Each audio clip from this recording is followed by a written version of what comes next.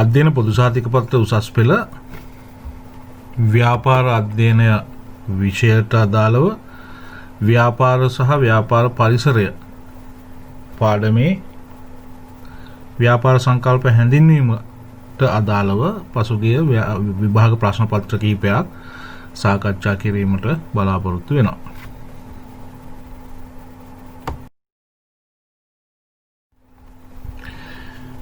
මේ ඔබ දකින්නේ ව්‍යාපාර අධ්‍යයන විෂය ධාරාව සඳහා ඇතුළත් කරලා තියෙන ප්‍රධාන පාඩම් 18. මේකෙන් අපි අද සාකච්ඡා කරන්නේ ව්‍යාපාර පදනම හා ව්‍යාපාර ක්‍රියාත්මක වන පරිසරය.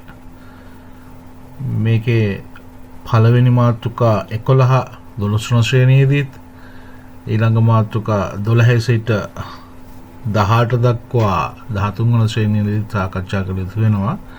ඉතින් අද අපි මේ පළවෙනි මාතෘකාව කියන ව්‍යාපාර පදනම හා ව්‍යාපාර ක්‍රියාත්මක වන ව්‍යාපාර පරිසරයේ කොටසක් තමයි අපි බලාපොරොත්තු වෙන සාකච්ඡා කරන්න. මේකත් පුළුල් පාඩම් මාලාවක්.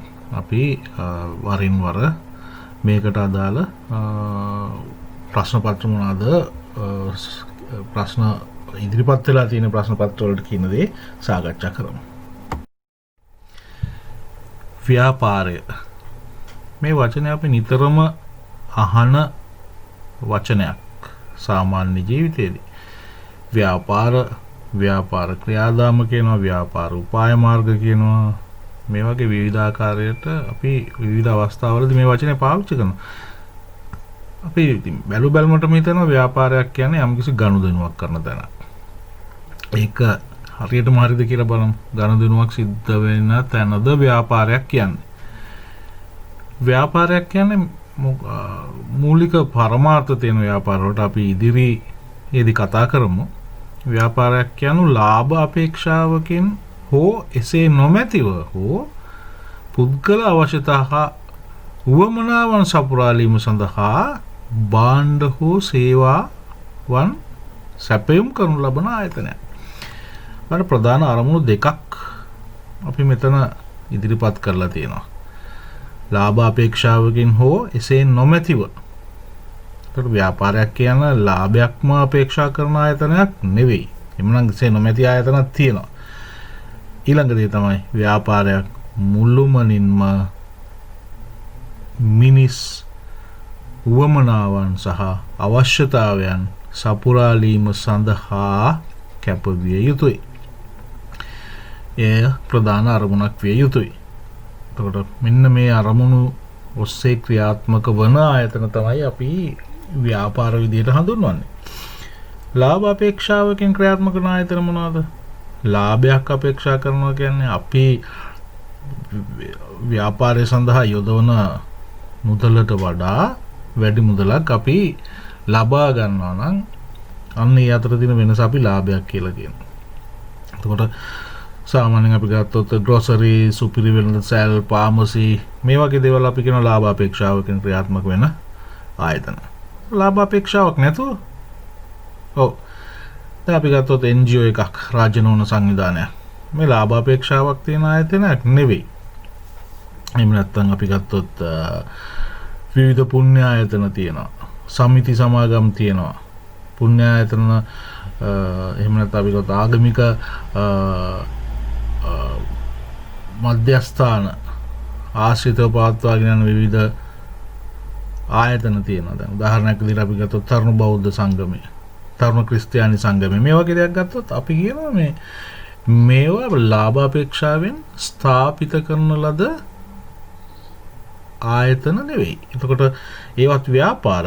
නමුත් ඒ ව්‍යාපාර වල ලාභ අපේක්ෂාවක් ඇත්තේ නැහැ. නමුත් සුපිරි වෙළඳසැලක්, ග්‍රොසරියක්, ෆාමසියක් එහෙම නැත්නම් වෙන සිල්ලර වෙළඳාමක්, තොග වෙළඳාමක් ගත්තොත් ඒ වගේ තියෙනවා ලාභයක් ලැබීමේ අපේක්ෂාව. එතකොට මේ ආකාර දෙකක් ව්‍යාපාරයක තියෙනවා. ලාභ අපේක්ෂාවක් හෝ ලාභ අපේක්ෂාවක් නැතිව ක්‍රියාත්මක වෙනවා. ඒ වගේම මිනිස් අවශ්‍යතා සහ උවමනාවන් සපුරාලීම සඳහා මූලිකත්වය ලබා දීලා තියෙනවා. හොඳයි මෙතෙන්දී අපි දැන් හඳුනාගත්ත කාරණා කීපයක් අපි ඉස්සරහදී සාකච්ඡා කරමු. මිනිස් අවශ්‍යතා සහ වමනා කියන්නේ මොනවද සහ ඊළඟට භාණ්ඩ හෝ සේවා සැපයුම් කරනවා කියන දේ අපි මේක මේ කතා කරපු සංකල්ප කීපේ ඉදිරියේදී निराකරණය කරගමු. මේ පාඩමේම ඉදිරි කොටස්වලදී ව්‍යාපාරයක අරමුණු ප්‍රධාන අරමුණු දෙකක් තමයි ලාභ ඉපැයීම. ව්‍යාපාරයේ ආදායම පිරිවැය අභිබවා පැවතිය යුතුයි. පිරිවැයට වඩා එහා ගියපු ආදායමක් පැවතිය යුතුයි. මේ දෙක අතර තියෙන වෙනස තමයි අපි ලාභය කියලා කියන්නේ. ඒ අතර තියෙන වෙනස ධන අගයක් නම් අපි ලාභයක් කියනවා, ඍණ අගයක් නම් ඒක පාඩුවක් කියලා කියනවා. එතකොට ලාභී ඉපීම ප්‍රධානම අරමුණ. පාරිභෝගික අවශ්‍යතා සපුරාලීම දෙවෙනි අරමුණ. පාරිභෝගිකයාගේ අවශ්‍යතාවයන් සහ උවමනාවන් සපුරාලීම සඳහාම භාණ්ඩ ඉදිරිපත් විය යුතුයි. ඉතින් පාරිභෝගික අවශ්‍යතාවයක් උවමනාවක් සපුරාලීමට මූලික නොවන යොදාගත නොහැකි භාණ්ඩ වෙළඳපොලේ විකිණීමක් හුවමාරු වීමක් සිද්ධ වෙන්නේ නැහැ. ඒතකොට පාරිභෝගික අවශ්‍යතා සහ උවමනා සපුරාලීම. තුන්වෙනි කාරණාවක් විදිහට ප්‍රගත හැකි මේ භාණ්ඩ පරිභෝජනය තුළින් පාරිභෝගිකයා යම්කිසි තෘප්තියක් ලබනවා. එතකොට ව්‍යාපාරයේ ආරම්භන මේ තෘප්තිය ඉහළ දැමීම. මේ පාරිභෝගික තෘප්තිය ඉහළ දැමීම එක් අරමුණ. රැකියා උත්පාදනය. වෙළඳපොළ රැකියා වෙළඳපොළ තුළ යම් රැකියා අවස්ථාවන් උත්පාදනය කිරීමක් ව්‍යාපාරික ආයතන මගින් සිදු කරනවා. මේ ව්‍යාපාර ආයතන වල සේවය කිරීම සඳහා විවිධ රැකියා අවස්ථාවන් බිහි වෙනවා. පුද්ගලයන් සඳහා රැකියා අවස්ථාවන් බිහි වෙලා තියෙනවා. එතකොට ඒක හතරවෙනි කාරණේ විදිහට අපිට ඉදිරිපත් කරන්න පුළුවන් ව්‍යාපාරයේ කර්මන අතරේ භාණ්ඩ සේවාවල ගුණත්වයේ ඉහළ දැමීම. ගුණාත්මක භාවය ඉහළ දැමීම තවත් අරමුණක්. භාණ්ඩ වල ගුණාත්මක භාවය ඉහළ යෑම යනු තමුන් උපයන ලාභ කොටස ඉහළ යෑමක් වෙනවා. ඒ වගේම වෙළඳපොළ කොටස වැඩි කර ගැනීම තවත් උපක්‍රමයක් තමයි ගුණාත්මක භාණ්ඩ වෙළඳපොළට සැපයීම. මේ පිළිබඳ නිතරම ව්‍යාපාරයක් අවධානයෙන් ඉන්නවා. එය ව්‍යාපාරයේ ආරම්භන භාණ්ඩ සේවාවල ගුණත්වය. අවසානයේදී අපි කතා කරමු තවත් අරමුණු බොහොමයක් තියෙනවා. මෙතෙන්දී අපි සාකච්ඡා කරන අවසාන කාරණාව සේවක සුබ සාධනීය ඉහළ දැමීම.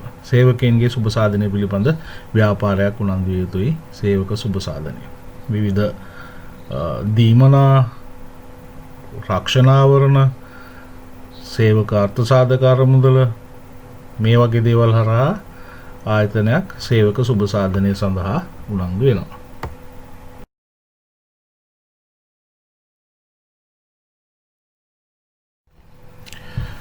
ව්‍යාපාරයක ගති ලක්ෂණ පිළිබඳ සාකච්ඡා කිරීමේදී ව්‍යාපාරයක ප්‍රධානම ලක්ෂණයක් තමයි ව්‍යාපාරයක අඛණ්ඩ ගනුදෙනු සිදුවීමක් සිදු වේ යුතුයි. ව්‍යාපාරයක සිදුවන ගනුදෙනු අඛණ්ඩව සිදු වෙන්න ඕනට. ව්‍යාපාරයක සිදුවන ගනුදෙනු අඛණ්ඩවම සිදු වෙන්නට අවශ්‍යයි. මොකද ගනුදෙනුවක් සිදු වූ පමණින්ම ව්‍යාපාරයක් වෙන්නේ නැහැ කියන දේ මම මුලදී කිව්වේ ඒකයි. අඛණ්ඩ ගනුදෙනු සිදුවීමක් සිදු වෙන්නට අවශ්‍යයි. උදාහරණයක් විදිහට ගත්තොත් සුපිරි වෙළඳසැලක් මේ සුපිරි වෙළඳසැලේ සිද්ධ වෙන ගනුදෙනු හැමදාම සිද්ධ වෙනවා. ඒතර මේ ගනුදෙනු සිදු වෙන තාක්කල් ව්‍යාපාරය පවතිනවා. ඒ ගනුදෙනු නැවතුනහම එතන ව්යාපාරයක් නෙවෙයි. ඒතකොට අඛණ්ඩව ගනුදෙනු සිදුවීමක් ව්‍යාපාරයක සිද්ධ වෙන්න ඕනේ. එහෙම නැතත් අපි ගනුදෙනු කරනවානේ. දැන් උදාහරණයක් විදිහට මගේ මෝටර රථය මම කාට හරි විකුණනවා. එතකොට එතන ගනුදෙනුවක් සිද්ධ වෙනවා. හැබැයි ඒක ව්‍යාපාරයක් වෙන්නේ නැහැ. ඒක ව්‍යාපාරයක් වෙන්නේ නැත්නම් ඒ ගනුදෙනුව අඛණ්ඩව සිදුවන දෙයක් නොවන නිසා. දෙවෙනි කාරණේ තමයි ව්‍යාපාරයක් භාණ්ඩ හා සේවා ගනුදෙනු සිදු වෙන්නට අවශ්‍යයි. ව්‍යාපාරයක ගනුදෙනු අඛණ්ඩව සිදු වෙනවා වගේම භාණ්ඩ හා සේවා ගනුදෙනු සිදුවීමක් සිදු වෙන්නට අවශ්‍යයි. ඒක තමයි දෙවෙනි කාරණාව. භාණ්ඩ විකිණීමක් හෝ සේවා සැපයීමක් ව්යාපාරයක් තුළ සිදු විය යුතුයි. ලාභයක් උපයන්නට ඕන ව්‍යාපාරයක්. ඒතර ලාභයක් උපයනවා ඒකත් ව්‍යාපාරයක ගති ලක්ෂණයක්. මම ලාභයක් කියන්නේ මොනවද කියන දේ කතා කරා. ඊළඟ ලක්ෂණ තමයි ව්‍යාපාරයක් අභිප්‍රේරණය වෙනවා ලාභය ඉපීමෙන්. ලාභයෙන් අභිප්‍රේරණය වීමක් ව්‍යාපාරයක තියෙනවා. මොකද මේ ලාභය මත අභිප්‍රේරණය වෙනවා කියන්නේ ලාභය ඉපීම වැඩි වෙන්නට තව තවත් ව්‍යාපාර කරගෙන යෑමේ අවශ්‍යතාවය ඕමනාව සහ උනන්දුව වැඩි වෙනවා. ව්‍යාපාරයක. ලාභ ලබනවා නම් තමයි ව්‍යාපාරයකදී උනන්දුවක් ඇති වෙන්නේ. ලාභ ලබන්නේ නැත්නම් ඒ කෙරෙහි තියෙන උනන්දුව නැති වෙලා යනවා. එක්ක ව්‍යාපාරය අතහැරලා දානවා ලාභයක් ලබන්නේ නැති ව්‍යාපාර සම්බන්ධයෙන් ගත්තොත්. ඒතකොට ව්‍යාපාරයක් ලාභයෙන් අභිප්‍රේරණය වෙනවා. සාර්ථක ව්‍යාපාරිකයෙක් අභිප්‍රේරණය වෙනවා තමන් ලබන ලාභයෙන්. අනිත් දේ තමයි ව්‍යාපාරයක තියෙන අවදානම. අවදානම දැරීම තමයි ව්‍යාපාරිකයෙකුගේ එහෙම නැත්නම් ව්‍යවසායකයෙකුගේ තියෙන ලක්ෂණය. ව්‍යාපාරයකට අවදානමක් තියෙනවා. දැන් මේ අවදානම්කාරී තත්ත්වයන් මොනවද බැලුවොත් ව්‍යාපාරයක පැවතිය හැකි අවදානම්. එකක් තමයි පාරිභෝගික රුචිය හෝ විලාසිතාවල වෙනස් වීම. දැන් උදාහරණයක් විදිහට ගත්තොත් අපි භාණ්ඩ හා සේවාව සපයද්දී ඒ දේවල් කාලානුරූපීව වෙනසකට ලක් කරන්න ඕනේ. කාලානුරූපීව මේ දේව නවීකරණය වීමක් සිද්ධ වෙනට අවශ්‍යයි. දැන් ඒවට තියෙන රුචිකත්වය නැති වෙලා යනවානේ. පැරණි සම්ප්‍රදායේ දැන් පැරණි විලාසිතාවක් ගත්තොත් ඇඳුම් විලාසිතාවක් අද ඒ ඇඳුම් විලාසිතාව භාවිතා කරන්නේ නැහැ. එතකොට ඒ පැරණි විලාසිතාවයේ ඇඳුම් නිර්මාණය කිරීමක් දිගටම කරගෙන ගියොත් එහෙනම් ව්‍යාපාරය යම් කිසි අභියෝගයකට මුහුණ දෙනවා. ඒක එක ව්‍යාපාරයේ තියෙන අවදානම. විලාසිතා සහ රුචිය පාරිභෝගිකයන්ගේ වෙනස් වෙනට ඉඩකඩ තියෙනවා. ඒ පිළිබඳ අවධානය ව්‍යාපාරයක් පවතිනට අවශ්‍යයි අකණ්ඩව. දෙවෙනි තමයි කර්මාන්ත ශාලාවල යන්ත්‍රෝපකරණ සහ නිෂ්පාදන ක්‍රමෝපායන්ගේ වෙනස්කම් සිද්ධ වෙන්නට පුළුවන්. මොකද්ද වෙනස්කම්? මේ වෙනස්කම් සිද්ධ වෙද්දී අපි ඒ කාලානුරූපීව කර්මාන්ත ශාලාවල තියෙන යන්ත්‍රෝපකරණ නවීකරණය නොකළොත් නැත්නම් ඒවට අනුගත නොවුනොත් ව්‍යාපාරය අභියෝගයකට මුහුණ දෙනවා. ව්‍යාපාරයට ලොකු අභියෝගයක්. නව යන්ත්‍රෝපකරණ සඳහා එහෙම නැත්නම් නිෂ්පාදන ක්‍රමෝපායන් සඳහා අනුගත වීමක් සිද්ධ විය යුතුයි ව්‍යාපාරය. තුන්වෙනි කාරණාව වෙළඳපොළ තරඟකාරීත්වය වෙනස් වීමක් සිද්ධ වෙන්න පුළුවන්. අලුත් තරඟකරුවන් වෙළඳපොළට පැමිණෙන්නට පුළුවන්. එහෙම නැත්නම් වෙනත් විකල්ප භාණ්ඩ, ආදේශක භාණ්ඩ නිෂ්පාදනයන් වෙළඳපොළට පැමිණෙන්නට පුළුවන්.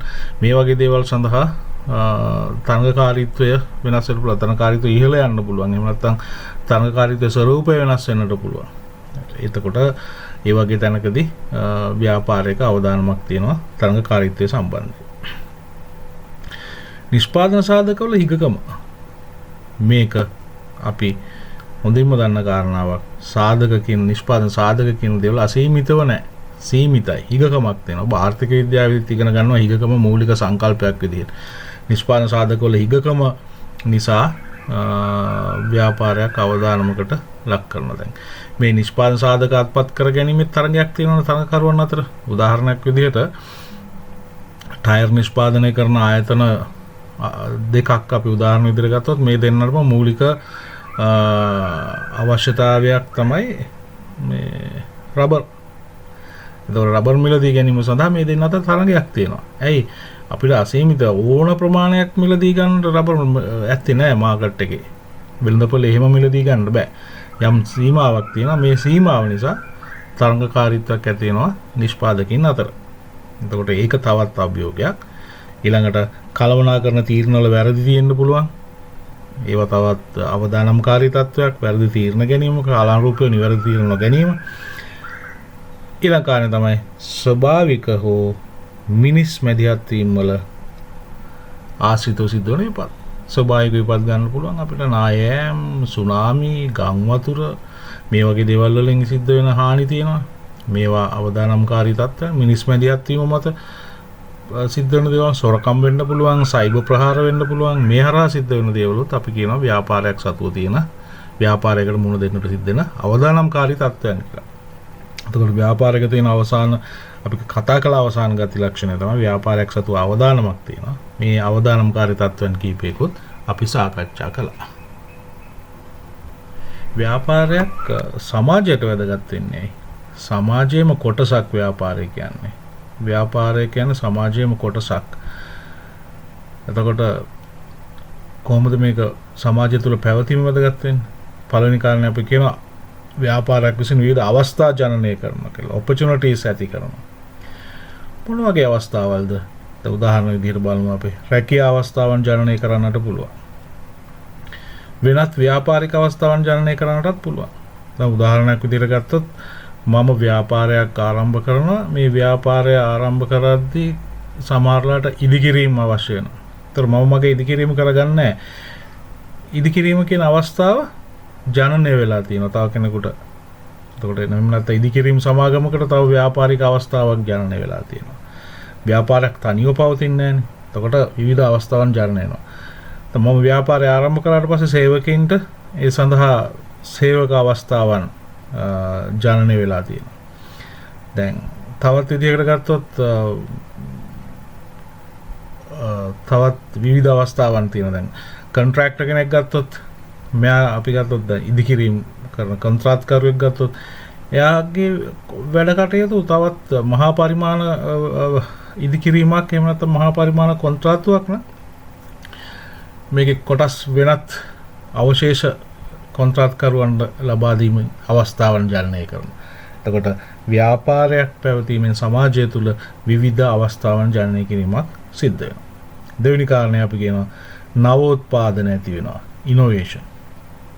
මොනවාද මේ නවෝත්පාදනයන් කියන්නේ? දැන් අපි තියෙන භාණ්ඩ සමහරකට අර මම මුලදී කිව්වනේ ව්‍යාපාරයක් අවදානමකට මුහුණ දෙනවා විලාසිතාවන් සහ රුචිය වෙනස් වෙන විනාශ වීම හරහා කියලා. එතකොට නවෝත්පාදනය කියන්නේ මේකට තියෙන හොඳම විසඳුමක්. ඉනෝවේෂන්. නවෝත්පාදන සිද්ධ වෙන්න ඕනේ සමාජීය වෙනස්කම සලකා බැලීමෙන්මයි. එහෙම නැත්නම් ඒ නවෝත්පාදනය කිසිම ව්‍යාපාරික වටිනාකමක් ඇති කරන දෙයක් වෙන්නේ නැහැ. සරල උදාහරණයක් විදිහට ගත්තොත් අපි මුලින්ම භාවිතා කරපු ජංගම දුරකථන සහ දැන් පවතින ජංගම දුරකථන අතර තියෙන නවෝත්පාදනය වීමක් වෙලා තියෙන්නේ. ඒ පවතින මූලික සංකල්පයම කාලානුරූපීව වෙනස් ආකාරයට ඇවිල්ලා අද තියෙන සුහුරු දුරකථන එහෙම නැත්නම් ස්මාර්ට්ෆෝන් දක්වා ඉනෝවේට් වෙලා තියෙනවා. නැත්නම් නවෝත්පාදනයකට ලක් වෙලා තියෙනවා. වෙනස් කිරීම වලට ලක් වෙලා තියෙනවා. මුලින්ම ඔක කැමරා ෆෝන් එකක් නෙන්නේ. කැමරාව කියන දේත් අපිට අත්‍යවශ්‍යම දෙයක් වෙලා තිබුණ කාලෙකදී සහ දුරකථනයත් ජංගම දුරකථනයත් අත්‍යවශ්‍යම දෙයක් වෙලා තිබුණ කාලෙකදී අදහසක් එනවා ව්‍යාපාරික ආයතන වලින්ම මේක වෙන්නේ. මේ දෙක එකට එකතු කරන්න ඕනේ කියලා. එතකොට කැමරාවක් සහිත දුරකථනයක් නිෂ්පාදනය වෙනවා ව්‍යාපාරයක් මගින්. ඊට පස්සේ මේක තවත් වෙනස්කම් වලට ලක් වෙලා අන්තර්ජාල පහසුකම් මේවා නවෝත්පාදනයන්ට සරල උදාහරණයක් මම ගත්තේ. හොඳම උදාහරණයක් අද මේක අවබෝධ කරගන්න පුළුවන්. නවෝත්පාදනයන් කරන්නේ ව්‍යාපාර හරහා. ඊළඟට සමාජීය අවශ්‍යතාවයන් සපුරාලීම අවශ්‍යතා සපුරාලීම එකක්. ඒක අපි මුලදීත් අවස්ථා දෙකදීම කතා කරා වෙනත් කොටස් වලට අදාළව. බදු ගෙවීම හරහා රාජ්‍ය ආදායම තර කිරීම. රාජ්‍ය ආදායමට දායක වෙනවා ව්‍යාපාරයක් බදු ගෙවීම හරහා. එතකොට රජයක් මොකද කරන්නේ? මේ බදු ආදායම හරහා විවිධ සමාජීය වැදගත්කමකින් යුතු විවිධ කටයුතු සිද්ධ කරන රජයක් මගින්. එතකොට බදු ආදායම සඳහා දායක වීමක් වෙනවා ව්‍යාපාරයක්. ඊළඟ දේ තමයි සමාජ ප්‍රවණතා ඇති කිරීම. දැන් උදාහරණයක් විදිහට ගත්තොත් අපි කියන ස්මාර්ට්ෆෝන් හරහාම ව්‍යාපාර විසින් ඉදිරිපත් කරන ලද සමාජ ප්‍රවණතාවයක් ඇති වෙලා නැද්ද?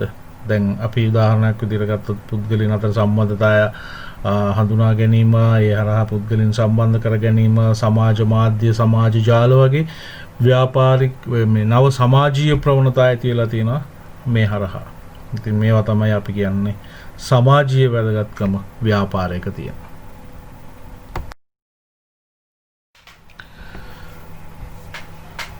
ව්‍යාපාරයක මූලික අරමුණක් ලක්ෂණයක් විදිහට අපි කතා කරා අවශ්‍යතා සහ උවමනා සපුරාලීම.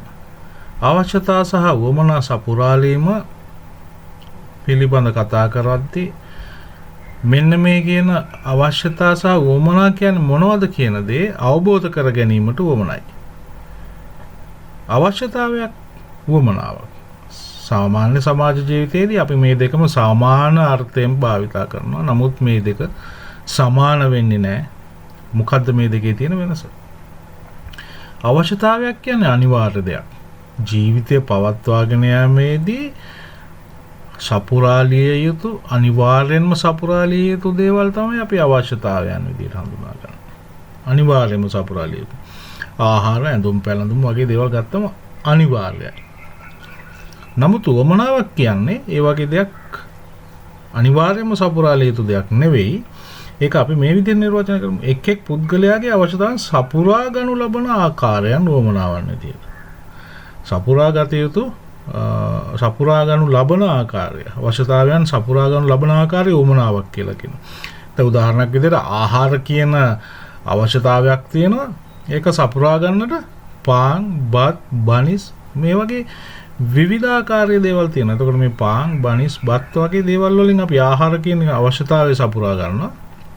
එතකොට මේවා තමයි අපි උවමනාවන් කියලා කියන්නේ. එතකොට උවමනාවන් අනිවාර්යයෙන්ම සපුරා ගත යුතු දේවල් නෙවෙයි. ඒක පුද්ගලයාගෙන් පුද්ගලයාට වෙනස් වෙනවා, විවිධාකාර වෙනවා, අසීමිත වෙනවා. මෙතෙන්දී බලමු අපි මොකද්ද මේ සඳහා උදාහරණ මොනවද කියන දේ අපි දැන් සලකා බලමු. හොඳයි, මේ තියෙන්නේ අවශ්‍යතා සහ උවමනා සඳහා උදාහරණ. ආහාර කියන්නේ අවශ්‍යතාවයක් නම් ඒ සපුරා ගනු ලබන ආකාර බත්, පාන්, ඉන්දියාප්ප මේ වගේ වෙනස් වෙන්න පුළුවන්. එතකොට ආහාර කියන අවශ්‍යතාවය ඇති වුණාම මෙන්න මේ උවමනා කාණ්ඩයේ තියෙන දේවල් වලින් ඕන දෙයක් හරහා ඒ අවශ්‍යතාවය සපුරා ගැනීම සිදු කළ හැකියි. ඒ කියන්නේ ආහාර අවශ්‍යතාවය සඳහා මේ දේ අනිවාර්යයි කියලා දෙයක් නැහැ. බඩගිනි වුණාම බත් කන්න ඕන කියලා දෙයක් අපි කියන්නේ නැහැ. එහෙනම් ඊට විකල්ප දෙකකින් අපිට ඒ අවශ්‍යතාවය සපුරා ගත හැකියි. ඒ වගේ නිවාස, අධ්‍යාපනය, ප්‍රවාහනය, ඇඳුම් පැළඳුම් වගේ දේවල් වලට මේ අනිකුත් උවමනා කාණ්ඩයේ තියෙන දේවල් අපිට ඒ ආශ්‍රිතව ඒ කියන අවශ්‍යතාවයන් සපුරා ගැනීමක් සිද්ධ කළ හැකියි. නිවාසයක් නම් පැල්පත්, මහල් නිවාස, සුඛෝපභෝගී මහල් නිවාස වෙන්න පුළුවන්. අධ්‍යාපනය සඳහා ඩිප්ලෝමාවක්, උපාධියක්, ඒ වගේ ප්‍රවාහනය සඳහා පොදු ප්‍රවාහන, මෝටර රථ, බයිසිකල්, කරත්තයක්, එහෙම නැත්නම් පා ගමනින් යන්න පුළුවන්. ඇඳුම් පැළඳුම් කියපුවම කමිස, කලිසම්, සාරි මේ වගේ විවිධාකාරයේ ඇඳුම් පැළඳුම් තියෙනවා. ඉතින් මේවා තමයි අවශ්‍යතා සහ උවමනා සඳහා පවතින උදාහරණ.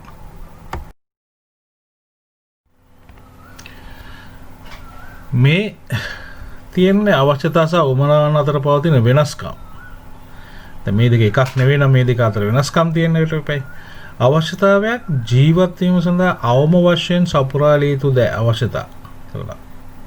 අවම වශයෙන් සපුරා ගන්න. ආහාර කියන දේ අවශ්‍යයි. ඒ පාන්ද, බස්ද, බනිස්ද මොනවද කියන දේ අදාළ නැහැ. ආහාර කියන දේ මිනිසාට අවශ්‍යයි. හැබැයි උවමනා කියන දේ පුද්ගලයෙකු සිය කැමැත්ත අනුව අවශ්‍යතා සපුරාලන ආකාරය උවමනා ලෙස ඇඳින්නවා.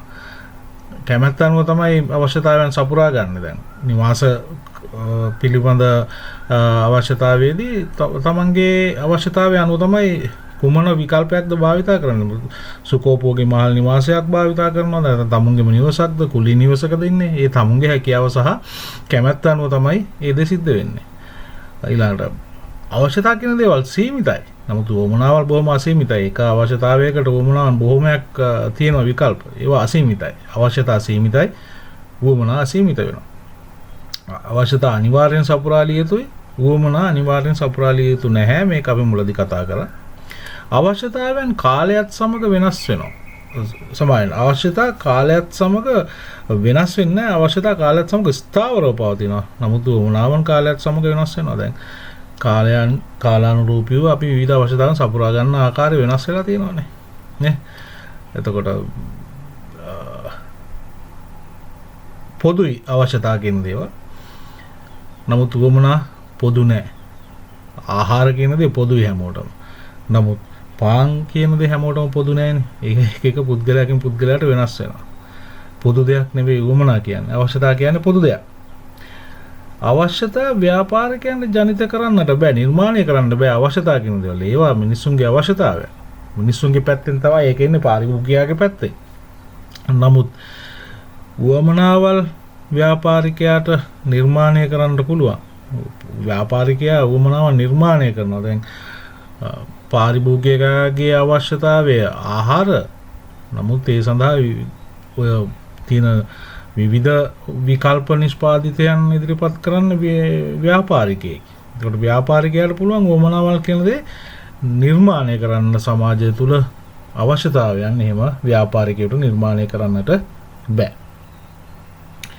ඊළඟ දේ තමයි අවශ්‍යතා කියන දේ බොහොම පුළුල් නිර්වචනයක්. ආහාර කියපුවම ඒක බොහොම පුළුල්.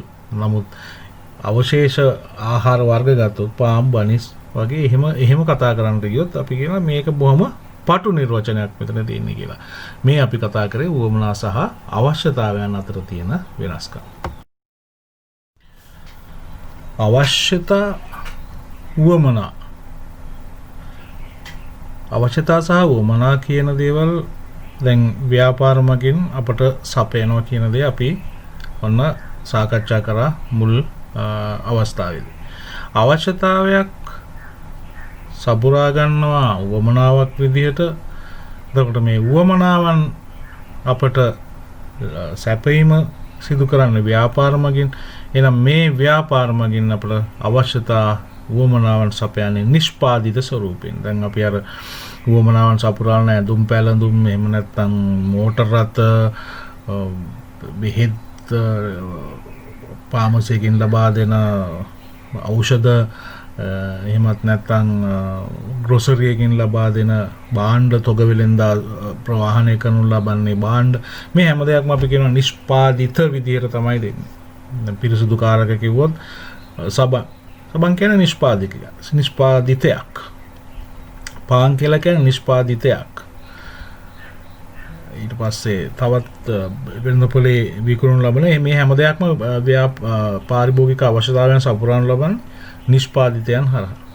එතකොට නිෂ්පාදිත කියන දේ මෝටර රථ, විදුලි පංකා, ශීතකරණ මේවා නිෂ්පාදිත. නිෂ්පාදිත කියන දේ ප්‍රධාන ආකාර කීපයක පවතිනවා. භාණ්ඩ සේවා කියන දේ අපි මුලදී කතා කරා. භාණ්ඩ හා සේවා. භාණ්ඩ විදිහට සපයන්නටත් පුළුවන්. මේවා සේවා විදිහට සපයන්නට පුළුවන්. දැන් මේ දෙකටම නැති මේ භාණ්ඩ විදිහටත් නැති සේවා විදිහටත් නැති නිෂ්පාදිත විදිහට අපිට කියන්න පුළුවන් මේ අදහස් කියන්නේත් ඒකයි. අදහස්. දැන් අපි ගත්තොත් දැනුම නේද? දැනුම කියන දේ භාණ්ඩයකුත් නෙවෙයි සේවාවකුත් නෙවෙයි. නමුත් ඒකත් අපිට අවශ්‍ය දේවල් අවශ්‍යතා සහ උවමනා සපුරාලේ දැනුම කියන දේ. ඊළඟට ශිල්පීය ඥානය, තොරතුරු කියන දේ. ඊට පස්සේ පළපුරුද්ද මේ වගේ දේවල් අපි කියන අදහස් විදිහට අපිට ගන්න පුළුවන් නිෂ්පාදිත. ඒ කියන්නේ භාණ්ඩ හා සේවා ස්වරූපේම නොපවතින දේවල් අපිට ගන්න පුළුවන්. අදහස්, දැනුම, ශිල්පීය ඥානය, පළපුරුද්ද මේ වගේ දේවල් අපි කියනවා අවශ්‍යතා සහ උවමනාවන් සපුරාලීම සඳහා පවතින දේවල් භාණ්ඩ හා සේවා ස්වරූපයෙන් තොරව.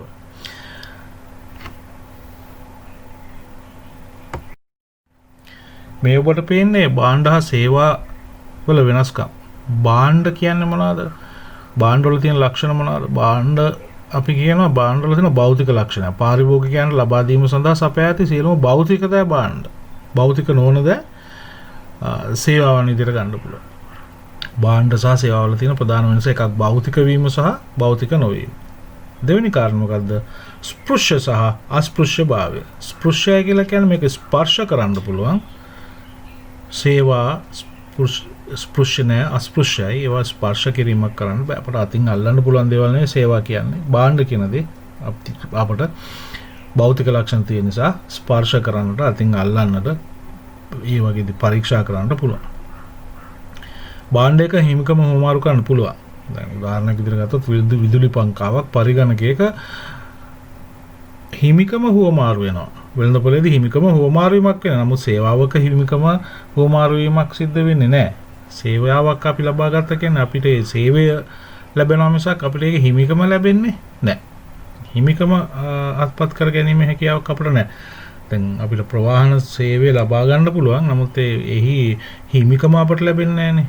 දැන් අපි පොදු ප්‍රවාහන සේවය භාවිතා කරනවා. එයින් අපි උමනාවක් සපුරා ගත්තට එහි හිමිකම හොමාරු වීමක් සිද්ධ වෙන්නේ නැහැ. නමුත් භාණ්ඩයක මිලදී ගැනීමේදී එහි හිමිකම හොමාරු වීමක් වෙනවා. භාණ්ඩයක් කියන දේ අපට වැලියු කරන්න පුළුවන්. වටිනාකමක් දෙන්න පුළුවන්. ඇගයීම් කිරීම පහසුයි. නමුත් සේවාවක් නම් ඇගයීම් කිරීම තරම් පහසු නෑ. මොකද ඒකේ භෞතික ගති ලක්ෂණ නැති නිසා භාණ්ඩයක නම් ඒ භෞතික ලක්ෂණ පවතින නිසා අපිට පහසුවක් තියෙනවා ඒවා වටිනාකම් නියම කිරීම.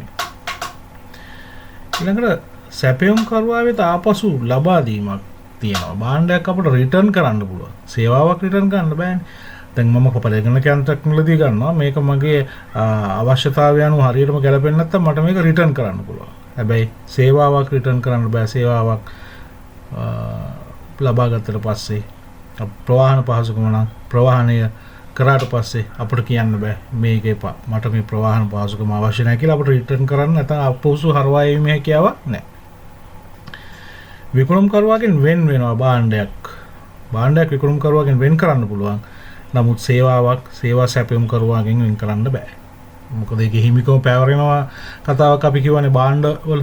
නමුත් සේවාවක එහෙම වෙන්නේ නැහැ. නිසා ඒ විකුණුම් කරුවාගෙන් වෙන් කිරීමක් සිද්ධ වෙන්නේ නැහැ. භාණ්ඩ තොග විදියට අපිට ගබඩා කරලා තියන්න පුළුවන්. නමුත් සේවාවන් එහෙම ගබඩා කරලා තියාගන්න බෑ. සේවාවන් ගබඩා කරන්නේ නැහැ. භාණ්ඩ ගබඩා කරලා තියාගන්න පුළුවන්. භාණ්ඩ නිෂ්පාදනය කරද්දී අපිට සමජාතීය විදිහට මේවා නිෂ්පාදනය කරන්න පුළුවන්. නමුත් සැපයුම් කරුවා අනුව වෙනස් වෙනවා සේවාවන් ගේ ස්වරූපේ. සේවා සැපයුම් කරුවෙක් නෙවෙයි ඊළඟ අවස්ථාවේදී සේවා සැපයුම් කරුවා වෙනස් වෙනකොට ඒක සමාන ආකාරයෙන් සැපයීමක් කෙරෙන්නේ නැහැ. භාණ්ඩ සමජාතීය වුණාට සේවා සමජාතීය වීමක් අපිට බලාපොරොත්තු වීම දුෂ්කරයි. මේ කතා කරේ භාණ්ඩ හා සේවාවල වෙනස්කම්. අපි ඉක්මනින් ප්‍රශ්න පත්‍රවල ප්‍රශ්න කීපයක් අපි බලන්නට යමු. තව අදහසක් අපි සලකා බලමු.